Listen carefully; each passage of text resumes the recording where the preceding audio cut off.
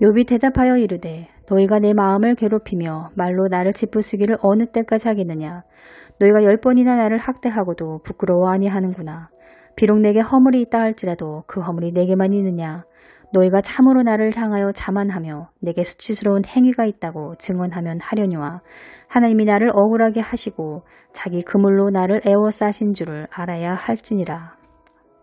욥은 친구들에게 고통 가운데 있는 자신을 더 이상 말로 학대하거나 괴롭히지 말라고 간청합니다.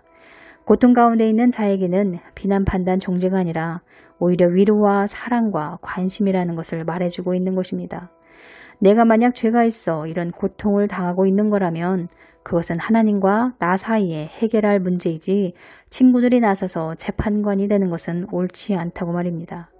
SNS 댓글을 보면 사람이 아니라 마귀다 싶을 정도로 사납고 공격적이며 무정하고 무자비한 댓글들이 참 많은 것을 봅니다.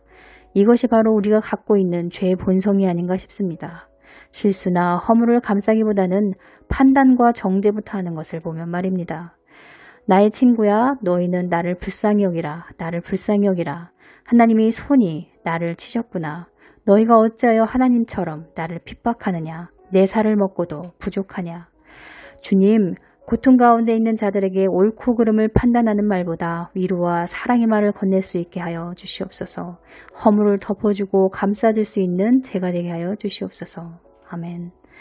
제가 시험을 통과하고 마음에 하나님 나라가 임하면서부터 본격적인 회개를 시키셨는데요. 꿈으로 조명해 주시고 또 마음으로 깨닫게 하시고 사람을 통해 제 허물을 보게 하셨습니다. 사람을 비난 판단 정죄하는 죄악이 얼마나 교만한 것인지 얼마나 악한 것인지를 알게 하셨습니다. 철저하게 회개하며 통곡하고 씻음받을 때라야 마음이 새롭게 됩니다. 그분의 조명하심이 없으면 남을 신랄하게 비판합니다. 조그마한 허물과 잘못이 있으면 집요하게 물고 늘어지죠. 정말 마귀적인 것입니다. 내 눈에 들보는 보지 못하고 남의 눈에 티만 보고 이러쿵저러쿵 판단하는 거기 때문에 악하다고 하는 것입니다. 이러한 습관과 성품을 고치실 때는 그분의 얼굴을 가리기도 하고 은혜를 거둬가시기도 합니다. 자신을 한번 돌아보라는 것이죠.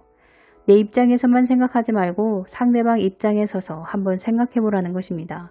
그럴 때 용납할 수 있고 이해하게 되며 용서할 수 있게 되는 것이죠. 욥의 친구들은 그에게 당한 환난을 위로하러 왔지만 불필요한 논쟁이 오히려 그를 더 학대하고 있다고 말합니다. 욥은 이유도 알 수 없는 고통 가운데 있을 때 형제도 떠나가고 그를 아는 모든 자 곧 가까운 친척과 친지들, 내 집에 머물러 사는 종들, 내 아내, 어린아이들마저도 욥을 버리고 배척했다고 말합니다. 모든 것이 일순간에 사라져버린 것입니다. 눈에 보이는 모든 소유물들, 소중하게 여기는 사람들까지도 욥을 버렸다고 말합니다. 욥에게 남아있는 것은 아무것도 없었습니다. 그에게 남아있는 거라고는 내 피부와 뼈에 붙어있는 살과 잇몸뿐이라고 탄식합니다. 욥기서를 읽다 보니 제가 왜 하나님을 그토록 붙잡고 매달렸는지, 왜 그분만 바라보며 올인했는지를 생각해보게 되더라고요.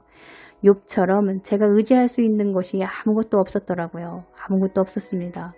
정말 하나님 아니면 안 되는 그런 상황이었기 때문에 더더욱 말씀을 붙잡고 기도하며 선포했던 것 같습니다.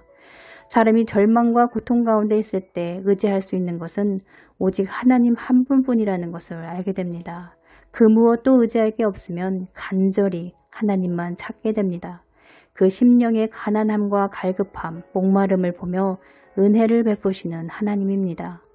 이런 마음을 주시기 위해 고난의 풀무물에 넣었던 것이죠. 그런 연단 가운데서도 하나님만 찾고 계명을 지키는지 시험해 보신 것이겠죠. 축복하기 위해, 더 높은 차원의 삶을 살게 하기 위해, 성장시키기 위해 시험하시는 고난인 것입니다. 모든 것이 사라지고 의지할 게 없을 때 일상에서 누리던 평범한 일상과 의식주도 다 그분의 은혜였다는 것을 알게 됩니다. 그럴 때 눈물 뚝뚝 흘리며 참다운 감사의 제사를 드릴 수 있게 됩니다.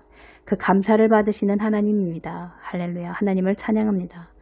하나님의 계명은 그분을 사랑하고 이웃을 사랑하라입니다. 찌르는 말로 정죄하고 수근수근하는 것, 미워하고 용서하지 못하는 것은 이웃을 사랑하는 게 아니죠. 이러한 언행들은 나중에 심판대 앞에서 자신의 행위에 따라 행위록에 기록된 대로 심판을 받게 될 것입니다. 그걸 기억한다면 우리가 말과 행동을 조심하며 살 것입니다. 망각하기 때문에 말을 함부로 하면서 사는 거겠죠.